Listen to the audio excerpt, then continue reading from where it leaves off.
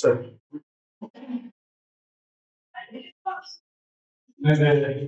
என்ன பாடமா?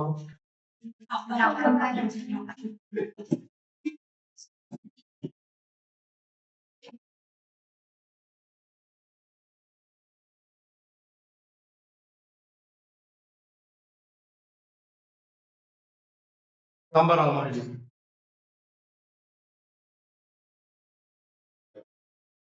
இந்த கம்பராமாயணத்துடைய முதல் நூல் எது, யாரால் எழுதப்பட்டது? கம்பராமாயணம் எப்படி தமிழுக்கு வந்தது? புரியல.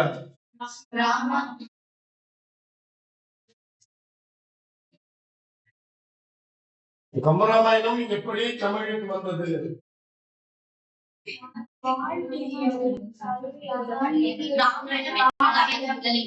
ராமாயணம். ராமாயணம் சொல்லு. ராமாயணம் என்ற கதை அதன் பிறகு கம்பர் எழுதுகிறார். அதெல்லாம் கம்பராமாயணம். கங்கருடைய வயிற்று வாயிலை பிடிச்சிருக்கேன்.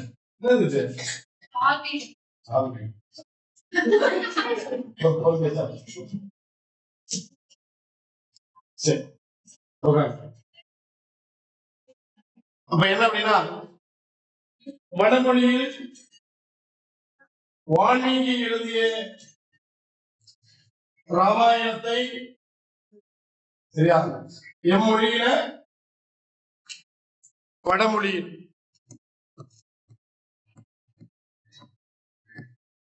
வடமொழி என்பது எதுமா? சமஸ்கிருதம்.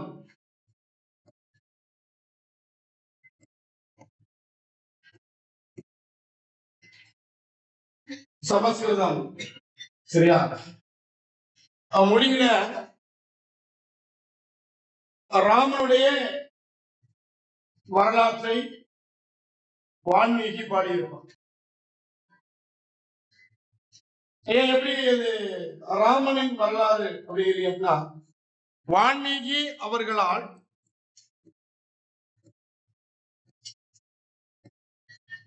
வடமொழியில் அதாவது சமஸ்கிருதத்தில் எழுதப்பட்டது ராமனுடைய வரலாற்று. எந்த பெயரில் எழுதினார் அப்படின்னா ராமாயணம்.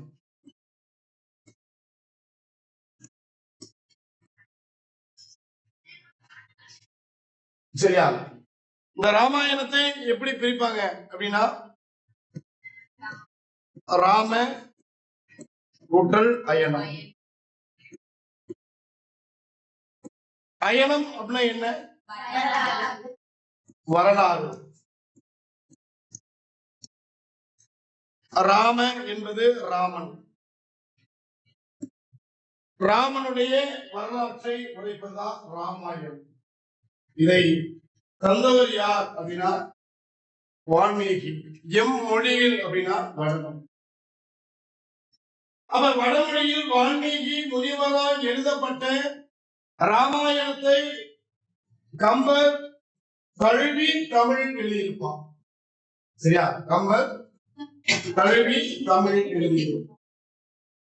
அவ்வாறு வால்மீகி எழுதிய ராமாயணத்தை கம்பர் தழுவி எழுதியதால் இது கம்பராமாயணம் என இப்பொழுது அழைக்கப்படுகிறது.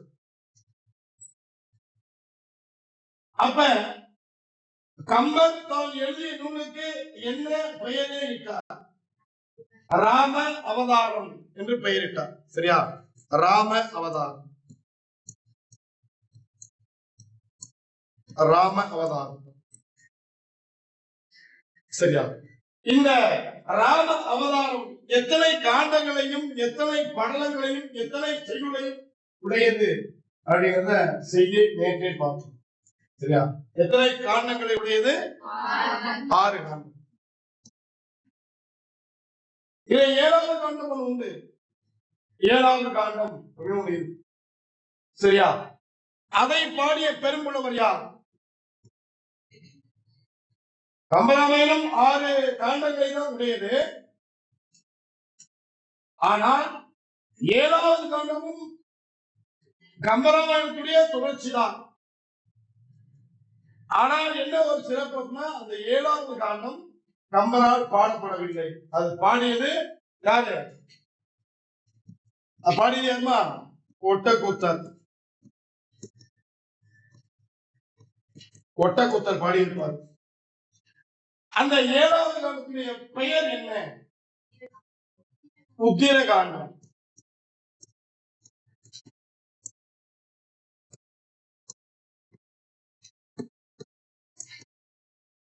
உத்திர காண்டம். சரியா? கம்பராமாயணத்துடைய காண்டங்கள் 6 நமக்கு தெரியும். சரியா? என்ன காண்டம் நேற்று சொல்லலையா? என்ன பாலகாண்டம், தயோக்தி காண்டம், ஆரணி காண்டம், கிட்டிந்த காண்டம், சுந்தர காண்டம், யுத்த காண்டம். அதுல ஒரு சிறப்பானது என்ன அப்படிங்கிறது நேற்று பார்த்ததையா?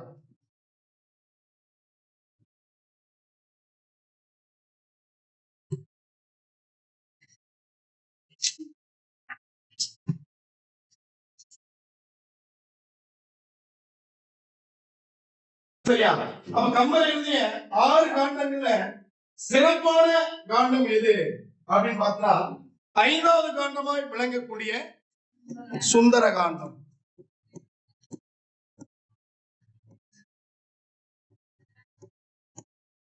ஏன் இதே சிறப்பான காண்டம் என்று அழைக்கிறார்கள்? சுந்தரன் அப்படின்னா என்ன பொருள்? அழகு என்பது பொருள். இங்க அழகாக யாரை வர்ணனைப்படுத்தி இருப்பார் கம்பர்? அப்படின்னா அனுமனை வர்ணனைப்படுத்தி இருப்பார். அனுமன். அனுமன் யாரு? வாயுதேவனுடைய மகன். வாயுதேவன் வாயுதேவனுடைய மகன். சரியா? ஏன் இந்த 6 காண்டங்களிலே 5வது காண்டமாயிருக்கிற சுந்தர காண்டம் கம்பராமாயணத்துடைய மணிமகுடம் என அழைக்கப்படுவதற்கான காரணம் என்ன அப்படின்னா, என்ன காரணம்? என்ன காரணம்? நேற்று சொல்லலையா? ஏன் இது கம்பராமாயணத்திலே மணி மகுடமாக ஏன் விளங்குகிறது? தனக்காக தூது போன அனுமனை ஒரு கதை நாயகனாக வைத்து அவனுடைய வீர தீர செயல்களையும் அன்பையும் காதலையும் அழகினையும் தனி ஒரு பாடுபொருளாக எடுத்து கம்பர் பாடியிருக்கலாம்.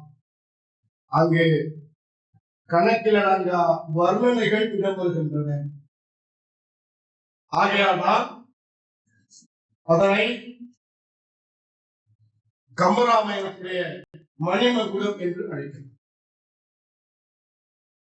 அங்குதான் எனக்கு சொல்லே பாதியை விட்டுட்டு போனேன். அந்த சுந்தர காண்டத்தில் தான் கம்பர் அனுமனுக்கு ஒரு பெயரை வைக்கிறார். என்ன பெயர்? சொல்லின் செல்வர் என்ற பெயரை சுட்டுகிறார். யாருக்கு? அனுமனுக்கு. சொல்லின் செல்வர்.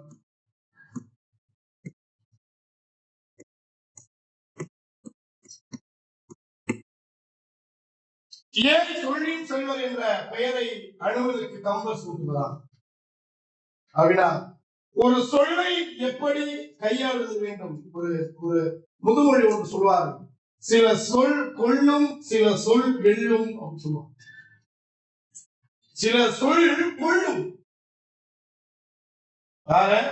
ஏரா பண்ணா செப்புவதுடைய அப்படின்னு சொன்னாங்க கண்ணகி. அவருடைய சொல்லு கொள்ளும். வாயில் கடைமணி நடுநா நெருங்க ஆவில் கடைமணி உகுனு நெஞ்சு சுட தாங்கும் அருள்வரும் புதல்வனை ஆணையில் முடித்தோர் பெரும் பெயர். சரியா? புகார் என்பது அப்படின்னு ஒரு அம்மா பேசிடுச்சு. யாரு? கண்ணகி. அவருடைய பெருமை குலப்பெருமை பேசு. ஏரா மன்னா செப்புவதுடைய ஏரா மன்னா ஆராயம் பார்க்காத அறியப்பட்ட மன்னனே சொல்வதை கேளு அப்படின்னு சொல்லக்கூடிய அந்த கண்ணகியுடைய ஒவ்வொரு சொல்லும் மதுரையை கொன்றன. காய்கறி செல்வனை பார்த்து கண்ணகி பேசுகிறார். காய்கறி செல்வனே, நீ சொல், என் கணவன் கல்வனோ என்று அவள் புலம்ப கேட்டு அங்கிருந்து அசிரீரி ஒழிக்கிறது. இல்லை, உன் கணவன் கல்வன் அல்ல, உன் கணவன் கல்வன் அல்லன் என்று சொன்னதுக்கு பிறகுதான் இவள் ஒற்றை சிலம்பை கையில் ஏறி கொண்டு அத்துணை ஆண்கள் இருக்கக்கூடிய அவையில ஒரு பெண்ணாக போய் நின்றார். ஒரு பெண் முதலாக வழக்கு உரைத்து வெற்றி பெற்றது சிலப்பதிகாரத்துல தான். அதுக்கப்புறம் தான் பெண்கள் எல்லாம் வழக்காற்றுறைக்கு சட்டத்தை படித்தார்கள். அப்ப இன்னைக்கு சட்டம் பயிலும் எல்லா பெண்களுக்கும் முன் மாதிரி யாரு? கண்ணகி. அதை படிச்சவரு இளங்கோவடி. அங்க கூட பாண்டிய மன்னன் ஒண்ணு தப்பும் சொல்ல மாட்டான். அதை புரிந்து கொள்ளக்கூடிய காவலர்கள் தவறாக புரிந்து கொள்வார்கள். அக்கல்வனை கொண்டு உலக ஈங்கியது. அக்கல்வனை என்னுடைய போப்பெருந்தேவியுடைய சிலம்பை திருடிட்டு போலாம் மத்தியா, அவனை கண்டுபிடிச்சு கொண்டு உனக ஈங்கியது. அவனை கொள்வதை கண்முடி நிறுத்துறான்னு சொன்னான். இவன் கொன்று அப்படின்னு அவன் தலையை கட்டி கொண்டு வைத்தான். அதான் சில சொல் கோழி. அதனாலதான் ஆத்திரம் அடைந்த கண்ணகி போய் அப்படியே பாண்டியனுடைய அவையில சிலம்பையில் ஒட்டைத்து, சரியா, சிலம் உடைய அங்க இருக்கக்கூடிய மாணிக்க கல்லு அப்படியே நேரா போய் மாண்டியுடைய பல்லுல தெரிச்சிச்சு. அப்படிமா பல்லுக்கு தெரிச்சுதான். ஏன் பல்லு போச்சுன்னா சொல்லு போச்சு. சொல்லுக்கு காரணம் பல்லுதான். எப்படி இளங்கோடி வச்சிருக்கான் பாரு. அவன் மாதிரி யாரு எழுத முடியும்? உலகத்தின் முதல் கிராபிக்ஸ் ஹீரோ இளங்கோடி. முதலாக அறிவியல் கிராபிக்ஸ் பயன்படுத்தின யாருக்குன்னா இளங்கோடி. தெரியுங்களா? தெரியாதா? கிராபிக்ஸ் தெரியாது, கிராபிக்ஸ் பண்றது தெரியாதா? திடீர்னு கள்ளப்பட்ட அஞ்சு பாம்பு நிக்குதுல, சாமி பேசுறது போல வரும் இல்லையா? அதான் ஆனா அப்பவே நம்மால் பயன்படுத்திட்டான் இல்லையா? ஏன் சொல்றா? கல்வனை உணர்கை, சரியா, கல்வனை கொன்று உணர்கை கொன்று என்பது கல்வனை கொண்டுட்டு வந்து கல்வனை பிடிச்சு அவன் திடீர் பொருளை கொண்டு வந்து என் கண்ணமுறை காட்டுறான்னு சொல்றது அவன் தப்பா போயில அப்படி கொண்டுட்டான். கொண்டதுக்கு அப்புறம் நம்ம பயங்கரமான வழக்கு உரைக்கிறாங்க. உரைத்தது அப்புறமா அவன் சொல்லக்கூடிய ஒரு செய்தி, அல்லோ நல்லோ அப்படின்னு சொல்ல பயன்படுத்த. நல்லோ நீங்க அல்லோ கெடுக. அன்னைக்கு மதுரை முழுவதையும் அடிக்கல, நெருப்பு வச்சு கொடுத்து விடல. அவ்வளவு நீங்க மதுரை புழுகாடாதான் இருக்கும், நில துடுகாடாதான் இருக்கும். அப்படியே மதுரையில இன்னைக்கு வைகை நதியும் பொருளை நதியும் தாமிர பரணியும் அப்படியே மூணு சேர்ந்து பொருளை கொந்தி கூட்டாளி ஓடிட்டு இருக்குது.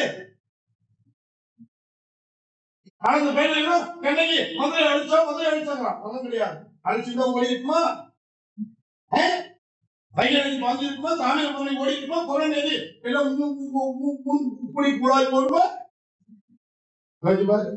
கதவுக்கு வாங்கணும், கதவையாவது வாங்கணும். சரியா? ஏன் சொல்ற அப்படின்னா, கண்ணகி எல்லோரையும் அழிக்கிறார்.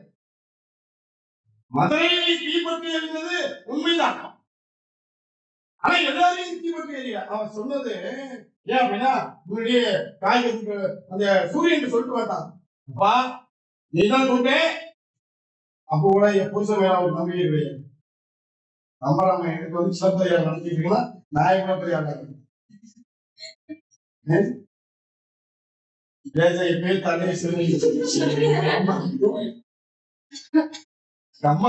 போட்டுட்டு சிலப்பதிகாரம் போட்டுட்டு எங்க போய் வருவா பாரு. இந்த சொல்லுவதற்கு சொல்லுவாங்கம்மா. சரி, அப்புறம் நம்ம அப்புறம் சிறப்பையார் வந்து பார்ப்பேன். பாதை வைக்கணும் நல்லா இருக்கு. அதனால நீங்க ரெண்டு தனுஷி மட்டும் தான் அப்படி கவனிக்கணும். உங்க பிள்ளைதான் கிடையாது வர பெரிய எப்படி கவனிக்கணும் எனக்கு சொல்ல நான் பார்த்து சொல்லுங்க. அப்படி கவனிக்கணும். அப்படியே பாசம் பாக்குற பார்வை பாடம் எடுத்தவனுக்கு வெக்கப்பட்டு தலை போயிடுச்சு. அப்படி கவனிக்கணும் சொல்றோமா சொல்றாரு. அப்படி கவனிக்கணும். நடத்திட்டு போது புரிஞ்சுக்கிட்டு எடுத்து குத்து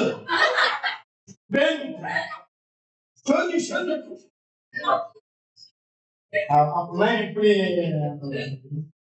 அப்புறம் பண்ணக்கூடாது. என்ன சொல்லிச்சா பண்ணக்கூடாதானே இங்க கவனிக்கணும். கவனிப்பியா யாரும் தெரிஞ்சுப்பியா சொல்லு.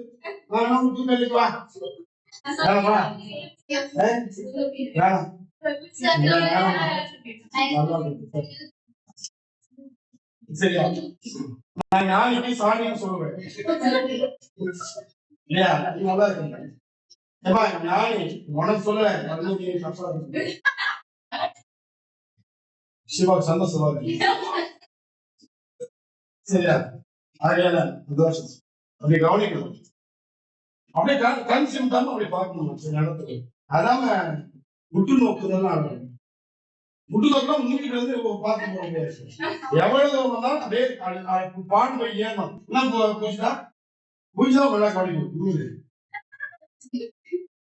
ஏன் சரியா பொய்யா பொய்யா நன்றி சொல்லுது. அவர் பாதியாக தூங்கிடுவான். கண்ண முடியவே அது ஒரு மெடிடேஷன். சரி அவங்க நல்ல பண்ணுவோம்.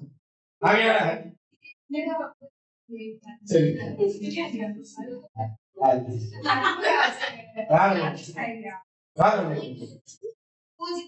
சும்மா அளவு சீப்பை சண்டை போட்டு அந்த பேரை கரெக்டா பாருங்க. அப்படி போட்டு என்ன வேலை என்ன பண்ணு சரிங்களா? அப்ப ஒண்ணு இல்ல சொல்லும் போது சொல்லுவாங்க ஏன் அந்த தொழில் செல்வதற்கு இன்னைக்கு இலக்கியத்துல சொல்லின் செல்வர் என்று அழைக்கப்படுவது யாருப்பா? ராப்பி சேருது. இலக்கிய வட்டாரத்துல இன்னைக்கு சொல்லின் செல்வர் யாருப்பா? ராப்பி சேர்ப்பில்லை. ஆனா கம்பராமாயணத்துல கம்பர் யாருக்கு சூட்டுகிறாருன்னா அனுமனுக்கு சூட்டுகிறார். சொல்லின் செல்வது ஏன் சில சொல்லும் சில பேருக்கு நன்மையை கிட்ட செய்ய முடியும். நன்மை கொடுக்கணும். நீ பேசக்கூடிய சொல்லால யார் மனதும் துன்பப்படக்கூடாது. மதுங்கிற சொல் சிரிக்குது வருது. அத முதல்ல நீ சரியா? அதனாலதான் அது பேரு சொல்லின் செல்வர். நான் சொல்லின் செல்வர்லாம் கிடையாது. சரியா?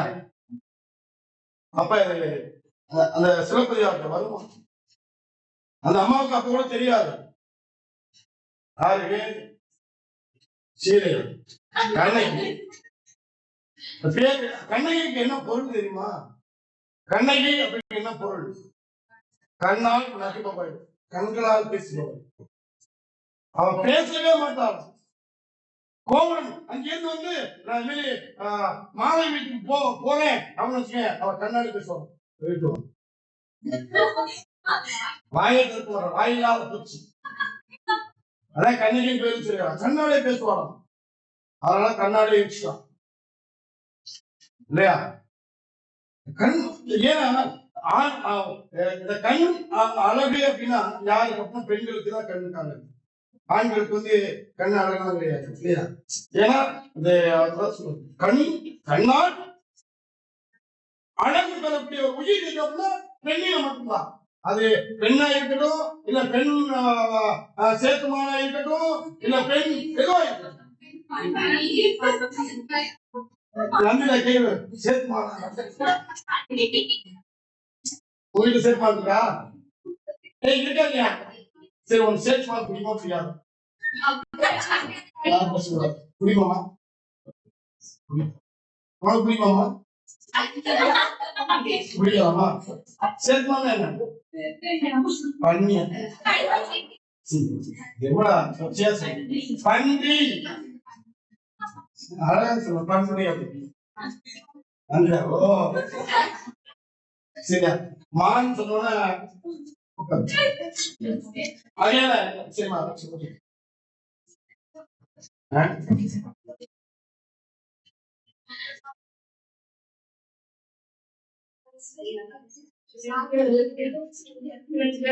நிக்கணுமா தப்பு கிடையாது சரி தவறு கிடையாது நிக்கிற பொறுமை இங்க ஒண்ணு வந்து கண்ட போறது கிடையாது சரி அதனால சரியா சில சொல்ல வந்து அவரை நயப்படுத்தணும்.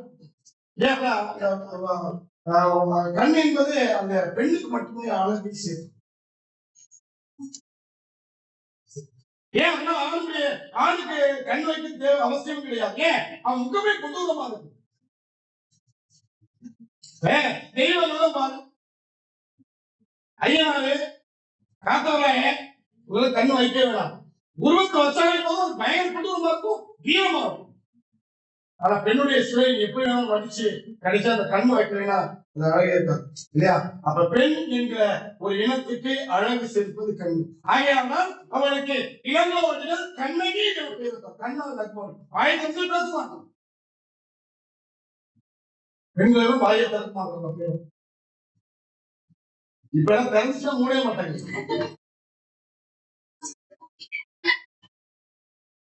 சரியா? அப்படி ஒரு சொல். ஏன் அப்படின்னா எப்படி பெயரை கொண்டு போய் சூட்டி இருக்கிறோம் வாயை திறந்து பேசணும். அப்படியே வார்த்தை கண்ணகி கூட நிறைய இடத்துல இளங்கோடிகள் தன்னை மறந்து போயிருப்பார். ஏன் கம்பனும் நிறைய மறந்து போயிருக்கிறாரு. நான் அப்படி சொல்றேன். சரியா? அப்ப என்ன முயற்சி தோறமாக நிறைய இடங்கள கம்பத்தனுடைய எல்லையை மீறி போயிருப்பாரு. அதே மாதிரி சில இளங்கோடிகள். அப்ப இளங்கோடி அந்த அம்மா கேக்குது காய்கறி சூரியனை பார்த்து நீ சொல்லு என் புருஷன் கல்வானா? அப்ப அந்த அம்மாவுக்கு நம்பிக்கை இருக்கு. ஏன் நம்பிக்கை இல்ல? உன் புருஷன் தானே சாவிச்சாங்க. என்ன பண்ணணும்? நீ ஓடி போய் என் புருஷன் எப்படி நீ திருடன் போற இருக்கணும். ஆனா அதுக்கு முன்னாடி யாருக்கு நினைச்சிருந்தோமா? சூரியன் கிடையாது, காய்கறி செல்வா நீ சொல்லு என் கணவன் கல்வனோ இல்லை, உன் கணவன் கல்வன் அல்ல. அப்படி கல்வன் என்று சொல்லக்கூடிய ஊரை நீ உண்மை நல்லா அப்படி யார் சொல்றா? வாக்குறுதி சூரியன் கொடுக்கிறது. கல்வன் என்று உன் கணவனை யார் சொன்னார்களோ அவ்வூர் மக்களை தீ உண்ணும், தீ சாப்பிடுது. நான் பேர் யார் தோன்றுச்சு? கண்ணகி தோன்றுச்சு. ஆனா செஞ்சது யாரு? எப்படி பாஞ்சாலியுடைய சேலையை உருவும் பொழுது யாரு துரியதை பிடிச்சி இருக்கும் பொழுது மேலிருந்து யாரும் செஞ்சுக்கிறாங்க. விஷயம் உட்காந்து அப்படியே பிடிக்கிட்டே இருப்பாங்க. கடவுள் தானே இறங்கி வந்து கப்பலும் பிடிச்சி போடாம தள்ளி விட்டு சீலைக்கு போத்து விட்டுக்கலாம எப்படி விளையாடுறாங்க பாரு. ஒரு பக்கம் இருக்க ஒரு பக்கம் விட்டுட்டே இருக்கு. நீங்களும் நான் விட்டுட்டே இருக்க. கடவுள் தானே நீ பாரு என்ன சொல்லு அப்ப ஏசிச்சு நீங்க அப்ப சொன்னீங்க இப்பதான்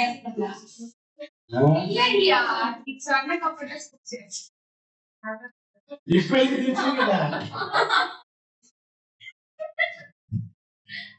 சரி. அப்ப நம்ம எல்லா இதிகாசம் புராணமும் படிச்சா நம்ம ஏதோ பொம்மை கதை படிக்க போய் சிரிப்பாகும். படிச்சா சிரிப்பாகும். சரி இங்க கம்பரியே வந்து அனுமனை சொல்லி செல்வார். அதனால்தான் அந்த 5வது காண்டமாக இருக்கக்கூடிய அந்த சுந்தர காண்டம் கம்பனமாக இருக்கிற மணிமகுடமாய் விளங்குவதற்கு காரணம் அதுதான். ஏன் அப்படின்னா அந்த அழகுபடுத்துறது மட்டும் இல்லாம அவனுக்கு ஒரு பெயரையும் சொல்லி செல்லும். நம்ம அப்பா இது போயிடுவாங்க. சரியா? ராமன் இன்னொரு ஒற்றுமை இருக்கு. கமலமாயனுக்கு சிவபெரியாருக்கு ஒரு ஒற்றுமை இருக்கு. என்ன ஒற்றுமை சொல்றோம்?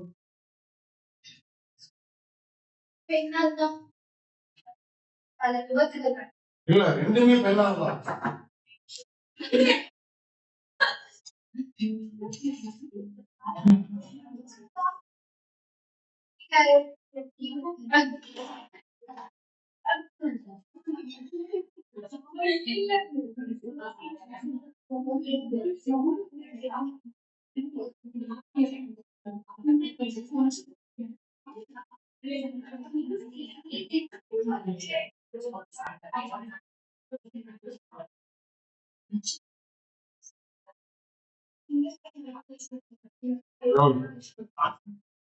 சரியா?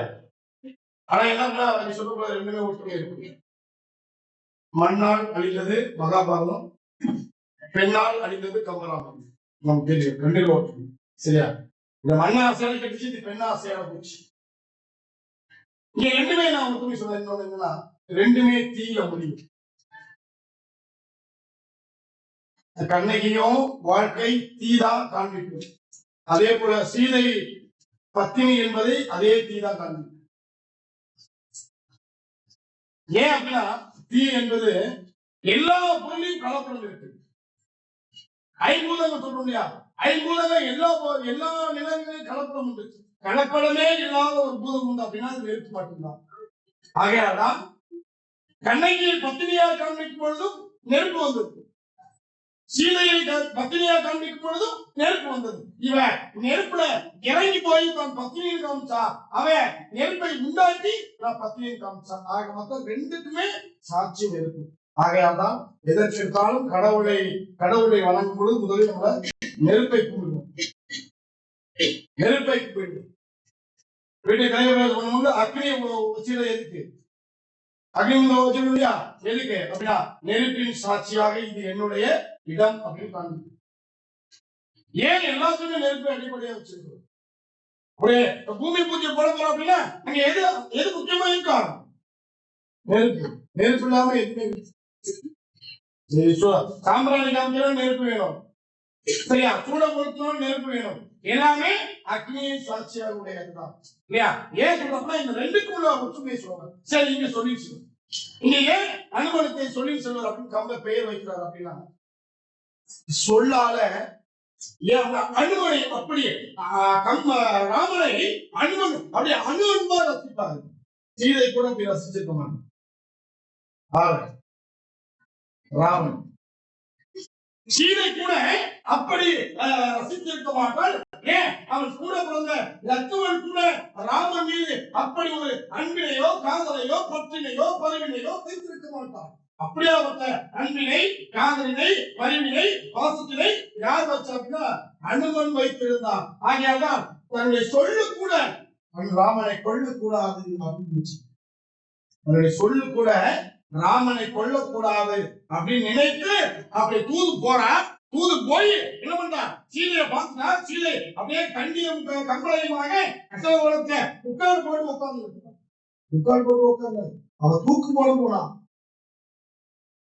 பெண்கள் தனக்கு சோகம் வந்தால் தூக்கு போட்டு தொங்கு அப்படி சொல்லி கொடுத்தது எது அப்படின்னா கம்பராமாயணம். வேற எந்த இலக்கியமும் சொல்லிக் கொடுக்கல. முதலாக தனக்கு நேரக்கூடிய கொடுமைகளுக்கு தீர்வு எது? கயிற்றுல தொங்குவது. சீதை கயிற்றுல தொங்க போனா அங்க அனுமன் வந்து காப்பாற்றலாம். இங்க நம்ம நாட்டில் நிறைய பெண்கள் தொங்குறார்கள். எந்த அனுமனும் வரமாட்டான். சரியா? எந்த அனுமனும் வரமாட்டான். அந்த அனுமன் வந்து போட்ட தூக்கு முடிச்சு அவிழ்த்து விட்டாங்க. ஒருவேளை இப்ப தூக்கு போடும் பொழுது அனுமன் வந்தாருன்னா முடிச்சு நல்லா இறுக்கி விட்டு போவாங்க. நல்லா இறுக்கி அருந்துரும். சரியா? அப்படி இறுக்கிட்டு போகக்கூடிய அனுமன்கள் தான் சரியா? இப்ப நாட்டுல ராமன்கள் குறைவு, ராவணர்கள் அதிகம். எதிர ஒரே ஒரு செயல், மற்ற எல்லா செயலிலும் ராமன்கள் அதிகம். சொல்ற புரியல தானே? சரி, புரியல. சரி, பாத்துக்கலாம். அப்ப என்ன பண்றாங்க? சொல்லு கூட தனுஷா என்ன கூட சொல் கூட யார் சொல்லு? அனுமனுடைய சொல். அனுமன் சொல்லும். அனுமான்னு சொல்லக்கூடாது. சரியா? யாருடைய சொல்லு? அனுமனுடைய சொல்லு. யாரு சொல்லக்கூடாது?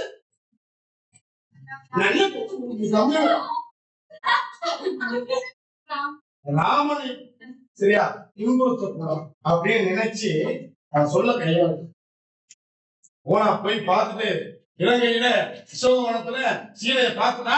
பார்த்து வந்து நேரா இருந்தான். சொல்லணும் ராமனுக்கு சொல்றோம், அங்க சொல்றான் பாருங்க.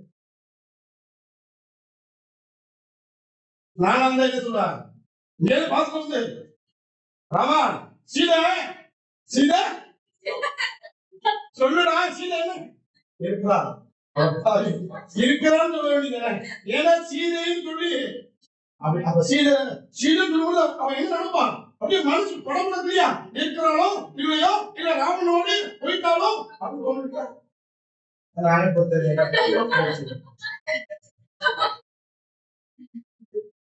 சிந்தனை தோணும் இல்லையா? கணவன் தன்னை காப்பாற்ற வருவான் என நினைத்து ஏங்கிய சீதை இருக்கிறாளோ இல்லையோ. சீதை அப்படின்னு சொல்லி இருந்தா இவன் அனுப்புற எதுக்கு, சீதை இருக்காளா பாத்துக்குவான். அவங்க போயிட்டு போனா சீதையை பார்த்தோம், அங்கே வந்துட்டு ராமா சீதை அப்படின்னு சொல்லி இருந்தா என்ன ஆயிருக்கும், அந்த அனுமனுடைய சொல்லு ராமனை அணுவணுவாய் கொன்றிருக்கும், அணுவணுவாய் கொன்றிருக்கும். அதனால கம்பன் அனுமனின் வாயிலாக ராமனுக்கு சரியா பெருமைப்படுத்தும் விதமாக அனுமனை சொல்வதாக காண்பிக்க வேண்டும் என்ற ஒரு ஒரு ஒரு கோட்பாட்டுல அழகா வச்சிருக்கோம். கண்டனன் பார்த்துட்டேன் சொல்ல போட்டா பாருங்க, கண்டனன் அப்படின்னா பார்த்துட்டேன் அப்படின்னா, பார்த்துட்டியா அப்படிதான் அடுத்தது கேட்பான், யாரை பார்த்த, எப்படி இருக்கிறா, அடுத்தது கேட்பியா, முதல் கேள்வியே சரியா, முதல் கேள்வி இன்பமோ துன்பமோ, துன்பமா இருப்பினும் இன்பமாக ஆரம்பிக்கும் சரியா.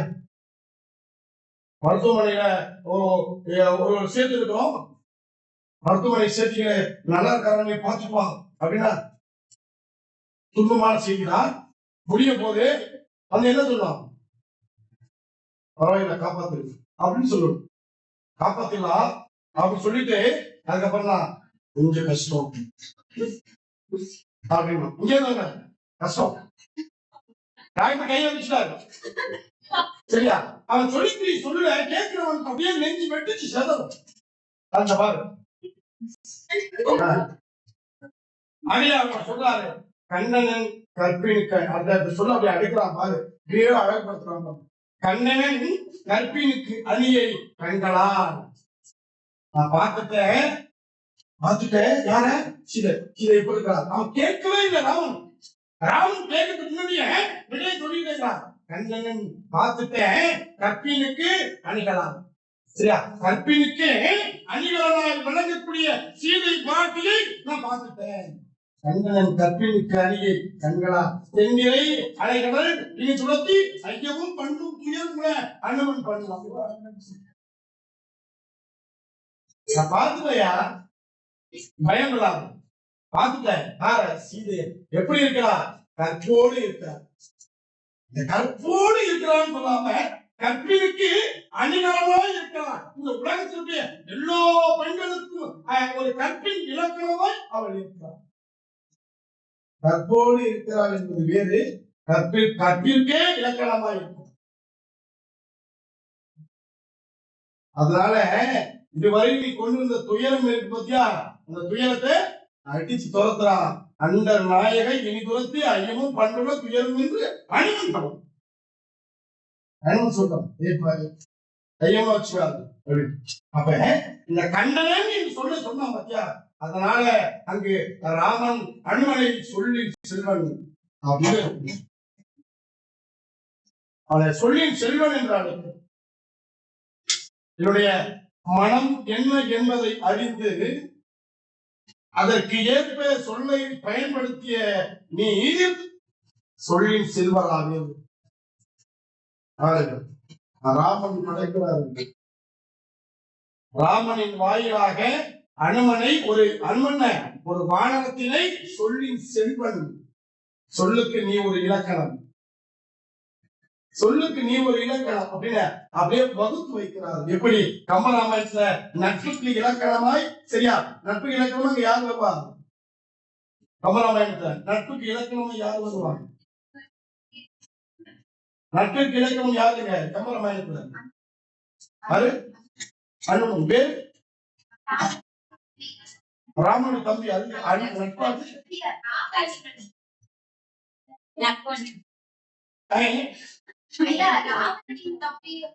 வீரன் வரும். பக்தியின் மாற்றம், அது பக்தியின் மாற்றம் வீரன். சரியா? அப்ப கவனிச்சிடலாம். அதனால சொல்லின் செல்வன் என்று அழைப்பாங்க. சரியா? இப்படி பல்வேறு அப்புறமேல இந்த 5 காண்டங்களில் பார்க்க முடியாத ஒரு செயலை 5வது காண்டத்துல வள்ளுவன் அப்படியே கம்பன் அப்படியே செதுக்கி வச்சிருப்பான். கம்பன் அப்படியே கொட்டி தீர்த்திருப்பார். அந்த 5வது காண்டத்துல கம்பன் கொட்டி தீர்க்கக்கூடிய வார்த்தைகளை பார்த்தால் ஒட்டக்கூத்தர் பயந்து போனார்.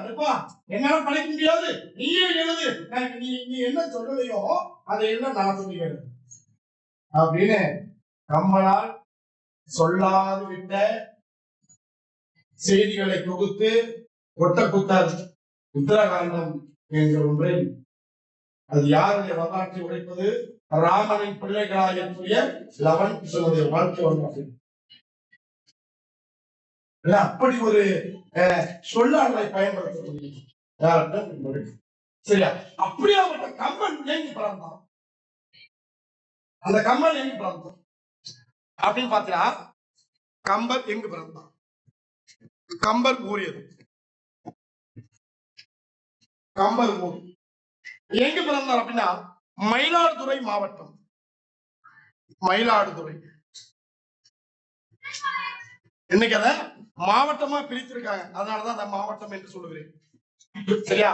முன்னாடி மயிலாடுதுறை மாவட்டம் இல்லை, இப்ப ஒரு மாவட்டம். மயிலாடுதுறை மாவட்டத்திற்கு அருகில்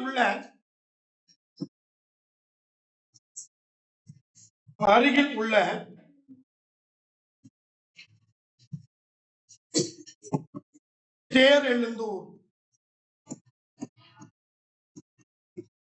தேரெழுந்தூர் அல்லது திருவள்ளுந்தூர்,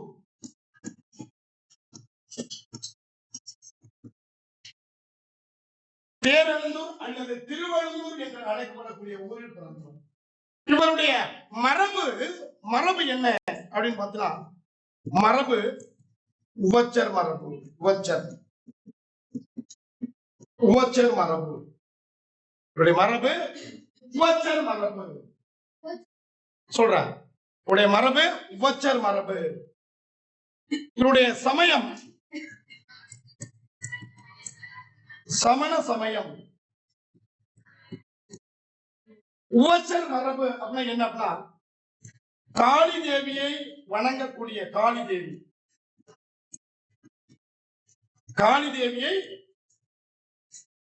தேவிக்கு பூஜை செய்யக்கூடிய மரபு, அதாவது உபச்சர், உபசரிக்கிறது.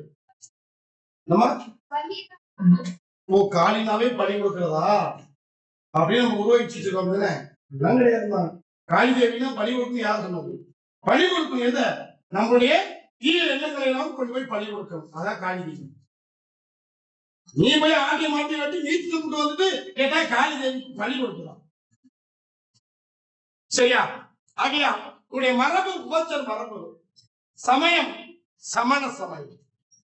எங்கு பிறந்தார் அப்படின்னா மயிலாடுதுறை மாவட்டத்திற்கு அருகில் உள்ள தேரெழுந்தூர் அல்லது திருவள்ளுந்தூர் என்னும் ஊரில் பிறந்தார். தேர் எழுந்த ஊர் அப்படி சொல்லுவார். ஆகையால் தேரெழுந்தூர் அல்லது திருவள்ளுந்தூரில் பிறந்தார். இவருக்கு ஏன் கம்பர் என்ற பெயர் வந்தது? கம்பர் என்ற பெயர் வந்ததுக்கான காரணம் நிறைய பேர் நிறைய காரணம் சொல்றாங்க. திவ்யா, அவங்களுக்கு தெரியுமா?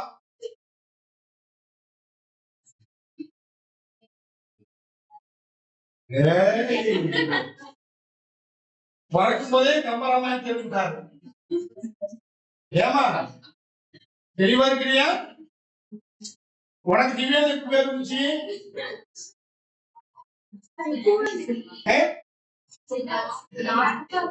சின்ன வயசுலயே பிறக்கும் போடுறாங்க. அப்ப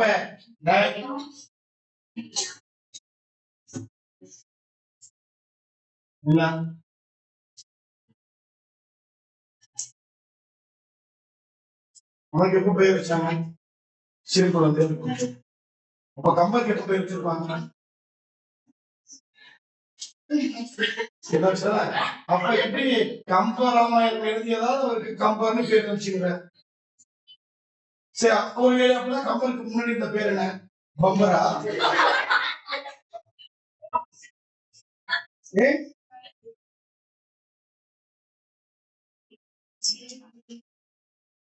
என்ன பேசுறீங்க? சரி, அப்ப கேட்கலாம். அப்ப இப்ப அவசியமா என்ன தமிழ் தருமா? சிறப்பு.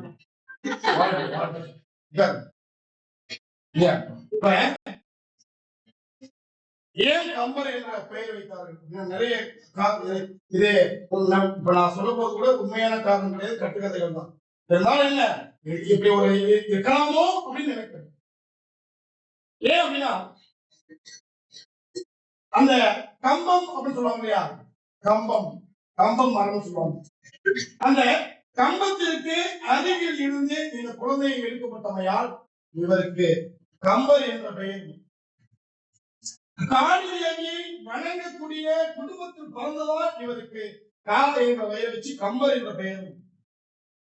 சிறு வயதிலேயே கம்பம் கொள்ளையை காவல் புரிந்தமையால் இவருக்கு கம்பர் என பெயர் வந்ததாக பல பேர் பலவிதமாக இது எது சிறப்பானது என்று எது உண்மையானது என்றும் தெரியாது. சரி, அப்படியாப்பட்ட கம்பருடைய காலம் என்ன? காலம் கிபி 12ஆம் நூற்றாண்டு.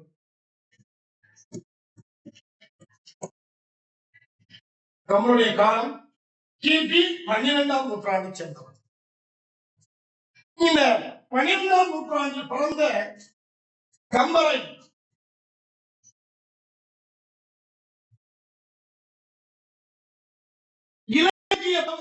இலக்கிய ஞானிகள் எவ்வாறு அழைத்தார்கள், அதாவது எவ்வாறு புகழ்ந்துரைத்தார்கள்?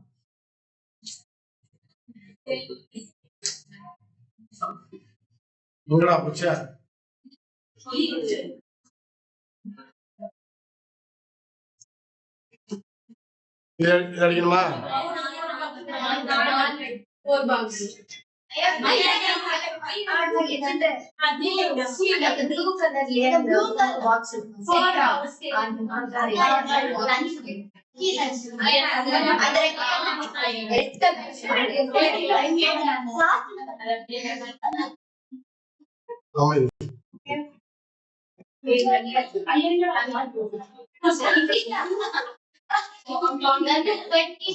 சரி, மீண்டும் நாளை சந்திப்போம்.